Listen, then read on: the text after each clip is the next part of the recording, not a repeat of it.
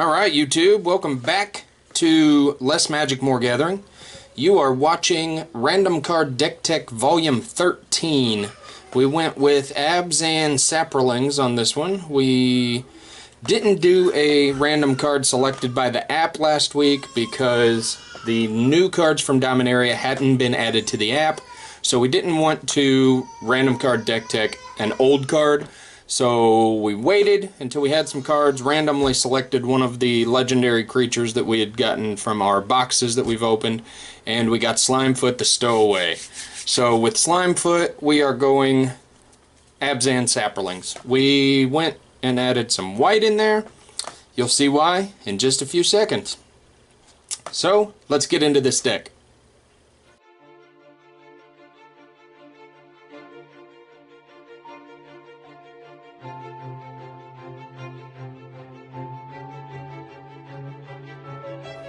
Okay, as I said before, our main creature was Slimefoot the Stowaway. Another thing with the introduction of Dominaria that we're going to do to kind of break the tradition of Random Card Deck Tech is not necessarily have a 4 of that whatever the card is that we've selected. So we got Slimefoot here, and he will be a 3 of in this deck. I'm just going to go ahead and jump right on into these creatures, and we'll go down the list here. We got 3 copies of Deathbloom Thallid. When it dies, you create a Saproling, and you'll see as we go through here, all this is Saprolings. We're just trying to create a bunch of Saprolings. Metallic Mimic comes in as a Saproling, or you can have it come in as a fungus too. There's lots of fungus here. So you can maybe sometimes have it come in as a fungus, depending on the kind of deck you're playing, and it will make some of your follow-on creatures, you know, Slimefoot, Deathbloom, Spore Crown, all these are fungus, except for the Tindershoot. All these fungus will be one bigger. So if you're running up against an aggro deck or something that's using Shock and Lightning Bolt to get rid of your creatures before they have a chance to do what they're meant to do, you might want to make it a fungus. But most situations you're going to have that come in as a Saproling so that all of your future Saprolings come in and are already 2/2s. We got 3 of all these creatures, so I may not say that on each one. Slimefoot the Stowaway obviously has a great ability with these Saprolings. Whenever one dies, each opponent loses 1 life, you gain 1, and you can pay 4 to create a Saproling, so kind of works well together. Spore Crown Thallid.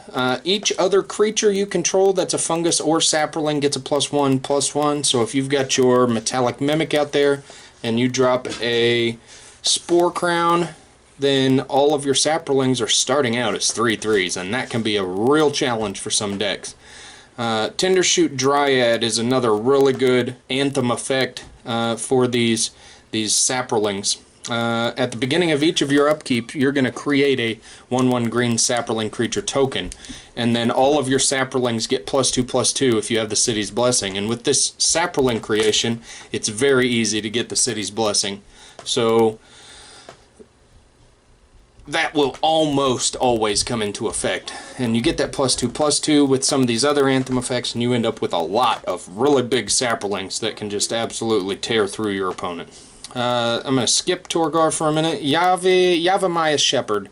When it enters the battlefield, you create a Saproling. So for 3, you're getting at least a 2/2, depending on how you've got your Metallic Mimic, and if you've got a Spore Crown out there, you're getting at least a 2/2 and a 1/1. That's if you have nothing else out there. If you've got other things out there, that can get you up to a 4/4 and a 3/3, or a 2/2 and a 5/5. It gets you 2 bodies, and one of them is more than likely going to be rather big. Now, I skipped Torgar.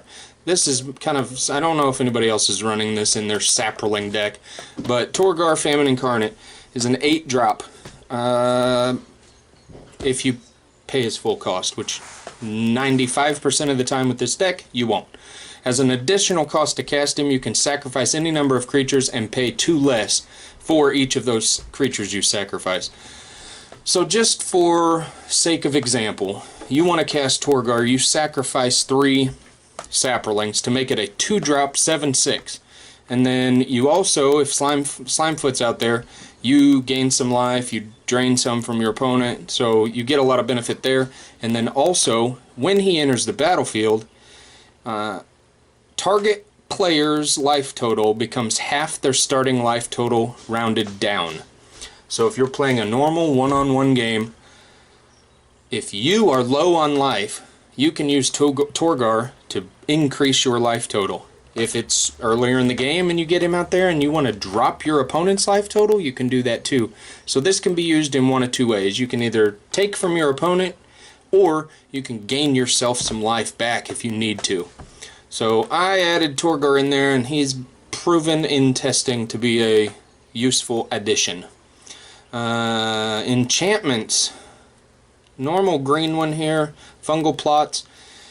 Pay 2, exile a creature from your graveyard and create a Saproling. And then if you sacrifice 2 Saprolings, you can gain 2 life and draw a card. So we were playing a game the other day, and I was creating Saprolings with Slimefoot and sacking them away with fungal plots, and it kept us in the game. It's the only reason we were able to win the game, because our opponent had a couple of really big dinosaurs out, and we were able to use the fungal plots to keep our life total up where we needed it, while using Slimefoot at the same time to create more Saprolings. It really worked out really well.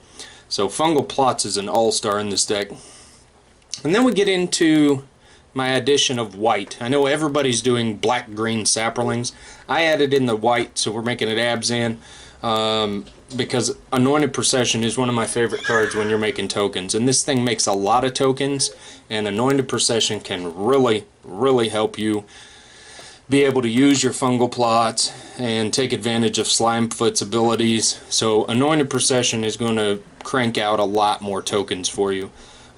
Precisely twice as many as you normally would get. Ha! Then we got 3 copies of Seal Away. Seal Away is a 2-drop flash. You can, if you're getting swung on by one of those big dinosaurs that I was talking about, 2-drop, flash it in, and exile a creature that's attacking you. Super handy. We also got 3 copies of Vicious Offering. It's a 2-drop.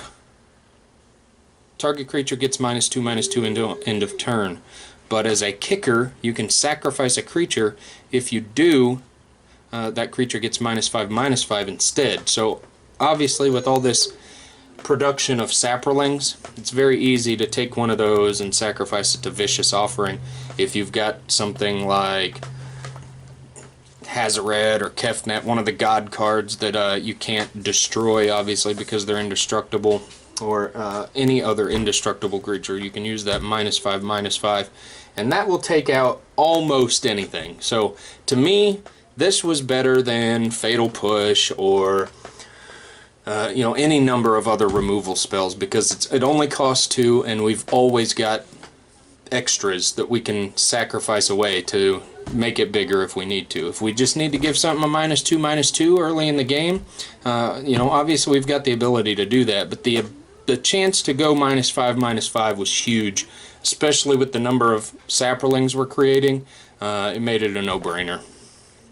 And last but not least, 2 copies of Yawgmoth's Vile Offering, because everybody always wants that one bomb card that's in their opponent's deck. So you find a way to kill it. If you can kill off a Hazaret or something like that, a Scarab God, whatever the case may be, but if you kill off your opponent's Chandra, you can use Yawgmoth's Vile Offering to return that card to the battlefield under your control, and you can also destroy something else too. So the way it reads is, put up to 1 target creature or planeswalker card from a graveyard, so any, onto the battlefield under your control, and destroy up to 1 target creature or planeswalker, and then you exile this card. Now, legendary sorcery, you have to have a legendary creature in play, so either Torgar or Slimefoot, to be able to cast this. But this is going to come into effect usually late game. I only put 2 in here because I don't always want to see this card. especially early in the game, because there might not be anything worth using it on. But later in the game, you get some of those other creatures off the battlefield, planeswalkers, things like that. This can come in really handy. You just bring them back under your control, and sometimes that'll end the game right there. So it just depends on how it plays out. Land base, basic lands, we went 3 plains, 4 swamp, 5 forest, and then we went with 1 of each of the color combination dual lands. So Isolated Chapel, Sun Petal Grove, and Woodland Cemetery. You could substitute some things in here to get maybe Evolving Wilds or something like that if you want to drop off some of these dual lands to make it a little more affordable. But that's what I went with. Now let's go down here. This deck is on TCG Player for $143.69, so it's a little bit more expensive than a lot of the decks we've built, and it's cheaper than a lot of the tier decks that you're going to run into. So $143 is not bad for a deck that I've found to be pretty competitive overall. So take a look at the link down below. It will bring you to this page, and you can leave me comments down here on what you think of my deck. You can also leave comments right here on YouTube. Just go into the comments section below and let us know what you think. And that is the deck for today. Thanks for watching, and we will see you in the next video. Deuces.